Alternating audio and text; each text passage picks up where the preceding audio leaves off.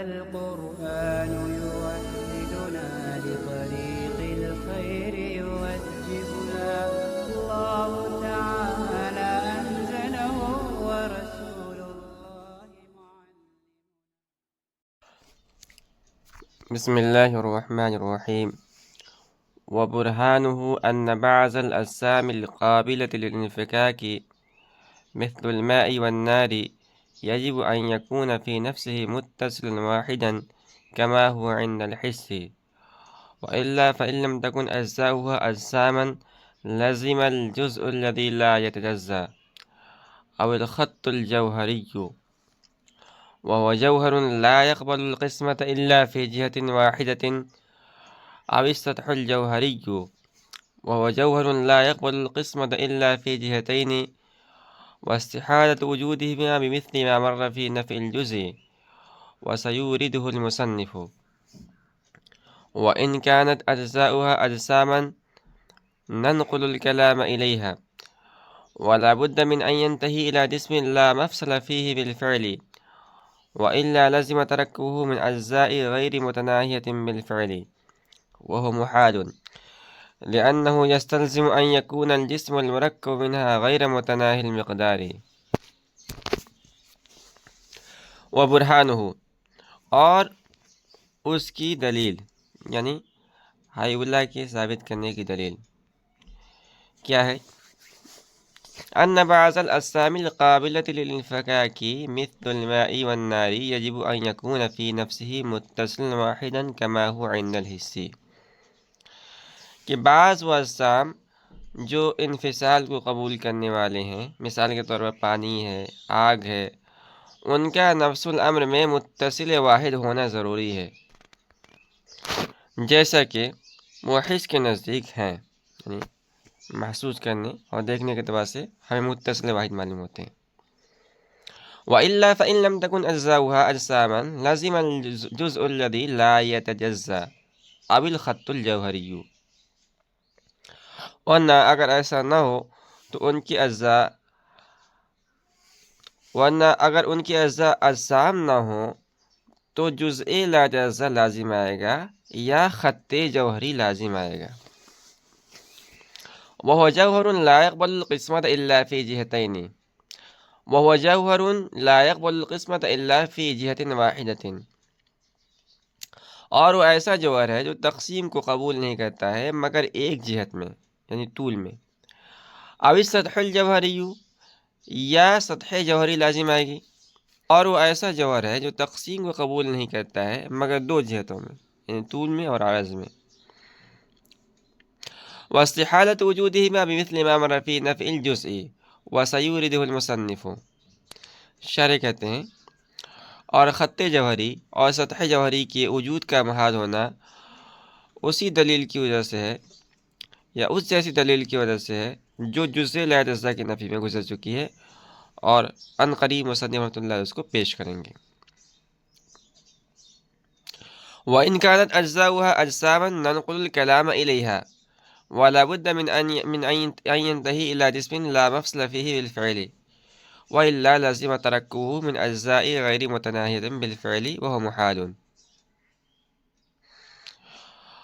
اور اگر ان کی اجزاء اجسام ہوں تو ہم کلام کا سلسلہ ان اجسام کی طرف منتقل کریں گے، اور ضروری بات ہے کہ یہ سلسلہ کلام ایسے جسم پر ختم ہوگا جس میں بالفعل جوڑ نہ ہو، ورنہ جسم کا بالفعل اجزائے غیر متناہیہ سے مرکب ہونا لازم آئے گا، اور یہ محال ہے، لأنه يستلزم أن يكون الجسم المركب منها غير متناهي المقدار،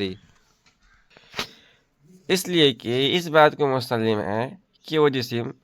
جو اجزائے غیر متناہی سے مرکب ہے غیر متناہی مقدار والا ہو جائے۔ وبرہانہ، اور اس کی دلیل، یعنی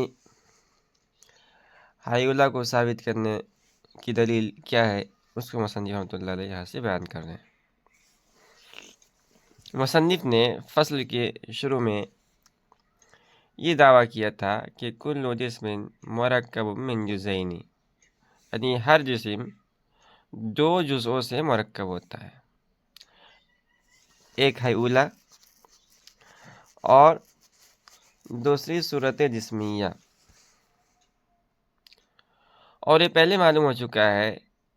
کہ صورت کا وجود ظاہر ہے، بدیہی ہے، اس کو ثابت کرنے کی کوئی ضرورت نہیں ہے۔ البتہ جسم کے اندر جو ہیولہ ہوتا ہے یا مادہ ہوتا ہے اس کا وجود مخفی ہے، اس لیے اس کو دلیل سے ثابت کرنے کی ضرورت پڑتی ہے، اور مصنف رحمۃ اللہ علیہ نے برہان سے اس کی دلیل بیان فرمائی ہے۔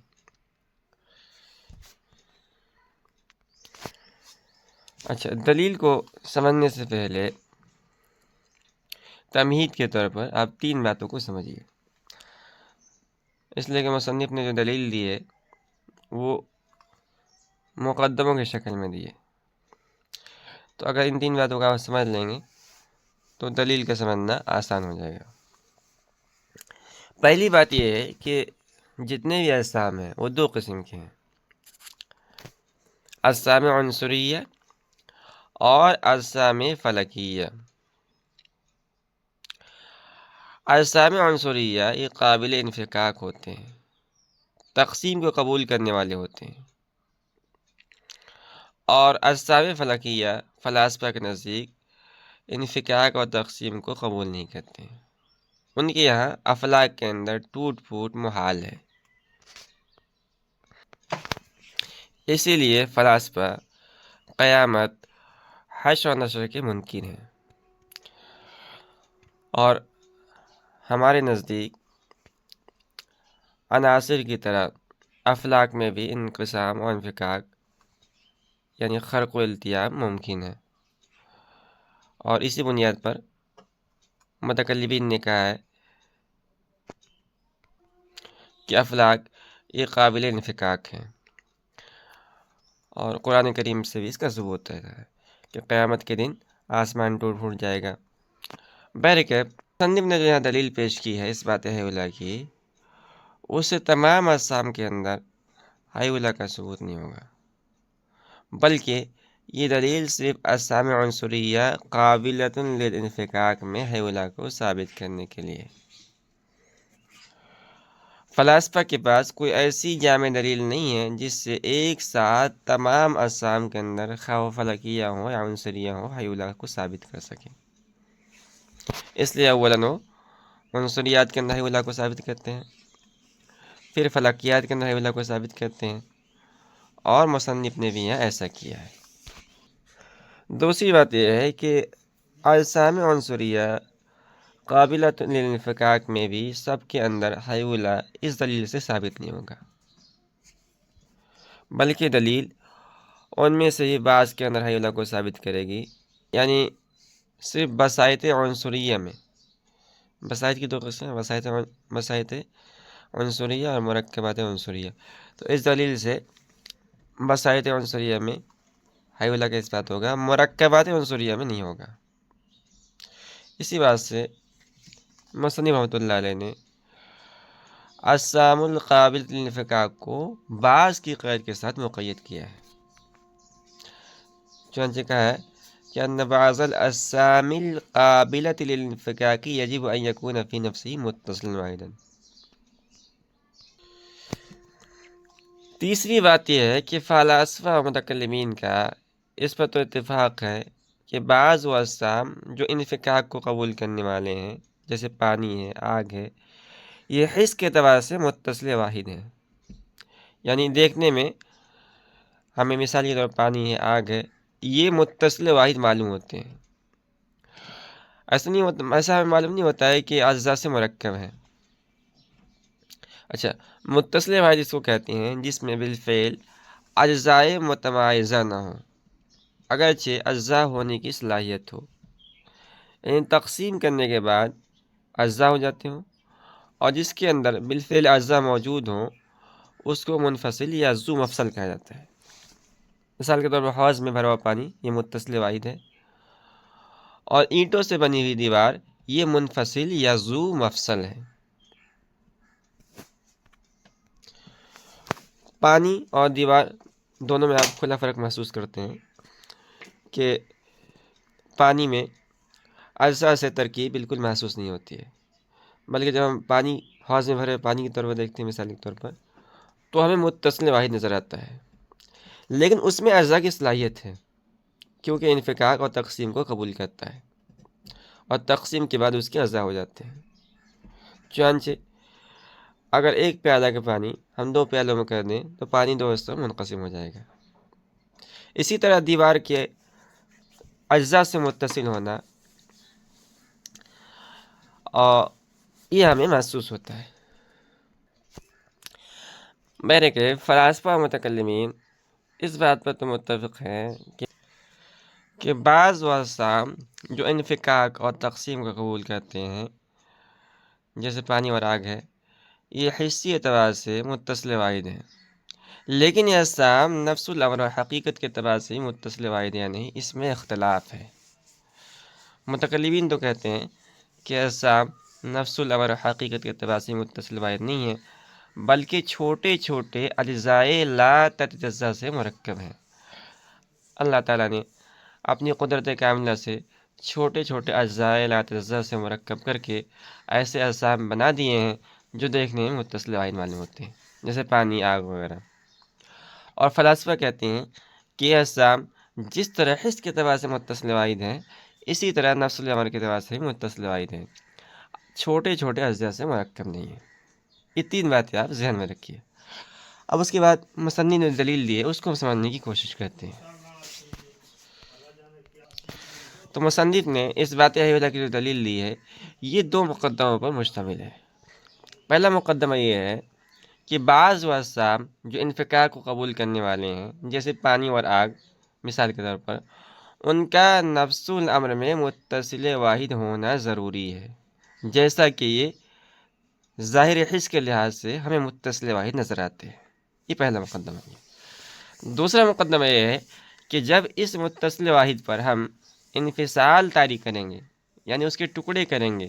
تو اس کے اندر ایک ایسی شے ہوگی جو انفصال کو قبول کرے گی۔ اسی قابل انفصال کا نام ہیولا اور مادہ ہے۔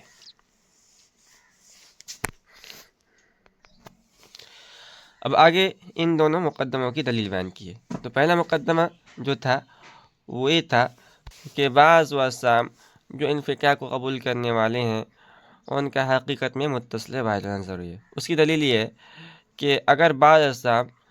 قابل انفکاک متصل واحد نہ ہو بلکہ اجزاء سے مرکب ہوں، تو ان کے اجزاء 2 حال سے خالی نہیں،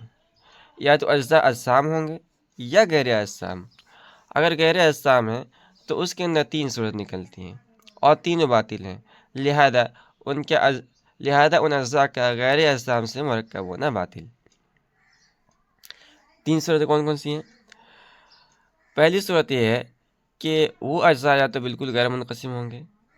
یعنی کسی بھی اعتبار سے تقسیم کو قبول نہیں کریں گے، نہ طولاً، نہ عرضاً، نہ عمقاً۔ اس صورت میں جزء لا اجزاء کا وجود لازم آئے گا، اس لیے کہ ایسا جز جو بالکل تقسیم کو قبول نہ کرتا ہو وہ جزء لا اجزاء ہے، اور جزء لا اجزاء باطل ہے۔ دوسری شکل ہے کہ وہ اجزاء منقسم فی جہت واحدۃ ہوں، یعنی صرف طول کے اعتبار سے تقسیم قبول کریں۔ ایسی صورت میں ان کا خط جوہری ہونا لازم آئے گا،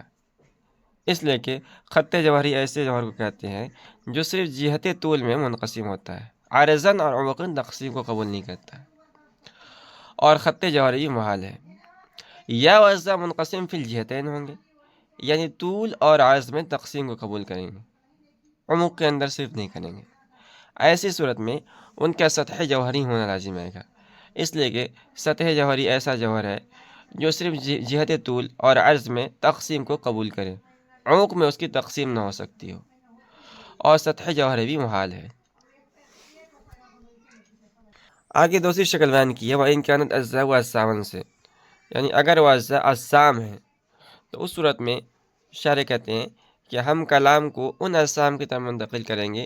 اور یوں کہیں گے کہ اجسام متصل واحد ہیں یا غیر متصل واحد، یعنی مرکب من اجزاء ہے۔ اگر متصل واحد ہے تو ہمارا مدعا ثابت ہو گیا کہ بعض وہ اجسام جو قابل الانفکاک ہیں متصل واحد ہیں، ہم اسی متصل پر دلیل کا دوسرا مقدمہ جاری کر کے حیولہ کو ثابت کر دیں گے، اس طور پر کہ اس متصل پر ہم انفصال طاری کریں گے تو اس کے اندر ایک ایسی شے قابل الانفصال ہوگی اور اسی کا نام حیولہ ہے۔ اور اگر وہ اجسام متصل واحد نہیں ہیں بلکہ اجزاء سے مرکب ہے